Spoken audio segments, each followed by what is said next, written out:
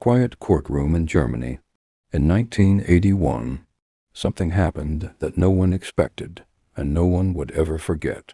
A mother, sitting silently among the public, stood up, walked forward, and took justice into her own hands. Her name was Marianne Bachmeier, and her story still raises a difficult question. Was it revenge or something deeper?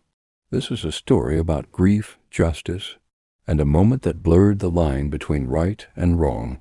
To understand what happened that day, we need to go back just 1 year earlier.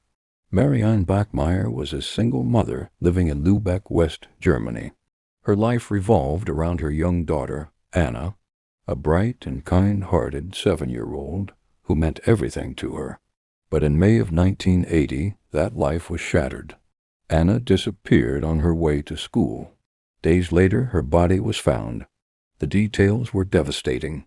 She had been murdered by a man named Klaus Grabowski, a man with a criminal past, including prior offenses involving children. The crime shocked the entire country. But for Marianne, it wasn't just news. It was her entire world collapsing. As the legal process began, many believed justice would take its course. But for Marianne, the slow pace of the system only made the pain worse.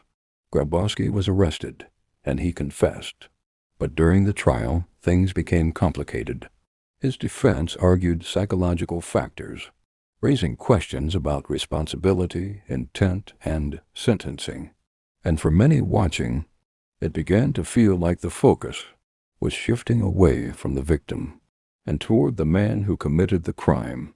Marianne attended the trial day after day, sitting in that courtroom listening to testimony, hearing details no parent should ever hear. And as the days passed, something inside her began to change. Grief turned into anger, and anger into something far more dangerous. To outsiders, the courtroom was a place for justice. But for Marianne, it became a place where justice felt uncertain. Then came March 6, 1981, a day that would change everything.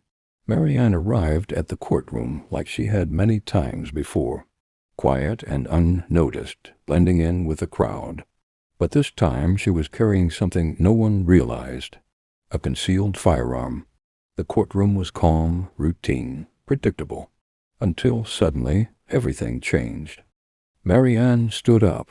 People screamed. Officials rushed in. And within moments the trial was over because the accused was dead.